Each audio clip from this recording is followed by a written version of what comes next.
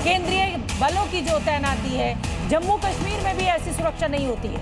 इतने जवान होते हैं तो हमले नहीं होते, कश्मीर में भी इतने जवान नहीं है। अब मैं बालचंद्र जी का रुख करूंगी और पहले सुन लेते हैं, उसके बाद फिर बालचंद्र जी करूंगा। इतना सेंट्रल वाहिनी अगर कश्मीर में रख दिया होता तो वहाँ पे 26 लोगों की मौत नहीं होती या लाल किले के ऊपर अटैक नहीं हुआ। तो खैर पूरे देश भर में तो 3.4 लाख, पूरे देश में जब लोकसभा हुआ था तो 3.4 लाख थे और बंगाल में केवल 2.4 लाख। तो लोग समझ ही सकते हैं, मैं और अधिक कुछ नहीं कहना चाहता हूँ। बहुत सारे लोगों का नाम, अगर इतनी सतर्कता इनकी जम्मू कश्मीर में रहती तो संभव था। मुझे लगता है पॉलिटिकल गैस का अब जल्दी जल्दी रुक कर लेना चाहिए। ईशान आपके पास भी आऊंगी, लेकिन बालचंद्र जी लेफ्ट कहाँ है? इतने लंबे समय तक सत्ता पे काबिज रहने के बाद, इतने समय तक शासन चलाने के बाद आप तो लड़ाई में भी नहीं दिख रहे हैं। ये तो बीजेपी वर्सेस टीएमसी हो गया है। देखिए, मैं ये बताना चाहता हूं कि बीजेपी जहां जहां पर आती है वो आइडेंटिटी की पॉलिटिक्स करती है। बंगाल में सही लोगों के इश्यूज है, इंडस्ट्रियलाइजेशन का इशू है, डेवलपमेंट का इशू है, वो सब पीछे चले गए हैं। अभी एक ही इशू के ऊपर बात हो रही है, वो बोले तो हिंदुओं की जीत होगी या मुसलमानों की जीत होगी। ये कम्युनलाइजेशन करना ये बीजेपी की खासियत है।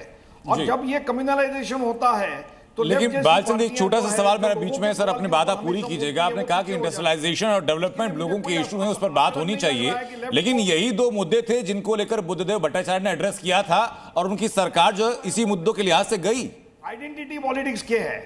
आइडेंटिटी पॉलिटिक्स के बारे में मैं बताना चाहता हूं कि पिछले 2014 से लेकर 2024-2026 तक कितने घुसपैठियों को बीजेपी ने बाहर निकाला है। मनमोहन सिंह के जमाने में 9,000 से 11,000 लोग बाहर निकले थे, बीजेपी के जमाने में 3,000 से भी ज्यादा नहीं निकले हैं। तो घुसपैठियों का सवाल है नहीं, लेकिन हमारे प्राइम मिनिस्टर से लेकर होम मिनिस्टर सब घुसपैठियों की बात करते हैं। ठीक है बालचंद्र जी आएंगे आपके पास। पश्चिम बंगाल में पहले चरण के लिए आज 152 सीटों पर मतदान। 16 जिलों में 3.5 करोड़ मतदाता डालेंगे वोट। सुबह 7 बजे से शुरू होगी वोटिंग। बंगाल में वोटिंग के लिए किले में तब्दील हुए पोलिंग बूथ। केंद्रीय बलों की 2,400 से ज्यादा कंपनियां तैनात। बीजेपी और टीएमसी के लिए करो या मरो की जंग।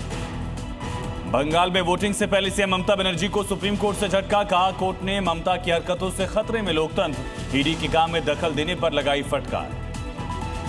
तमिलनाडु की सभी 234 सीटों पर भी आज ही होगा मतदान। स्टालिन के किला भेदने के लिए बीजेपी ने लगाया एड़ी चोटी का जोर। 5.5 करोड़ मतदाता डालेंगे वोट।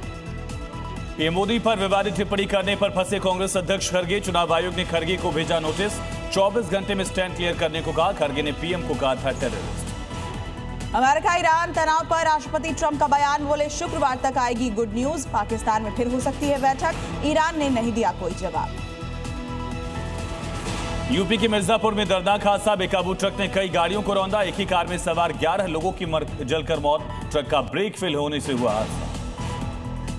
दिल्ली में आईआरएस अफसर की बेटी का हत्यारा गिरफ्तार। द्वारका के होटल से हुई आरोपी राहुल की गिरफ्तारी। मोबाइल चार्जर की तार से घोट कर ली थी जान। यूपी बोर्ड की 10वीं और 12वीं परीक्षा का आ जाएगा रिजल्ट। शाम 4 बजे होगा रिजल्ट का ऐलान। 53 लाख से ज्यादा छात्रों की किस्मत का होगा फैसला।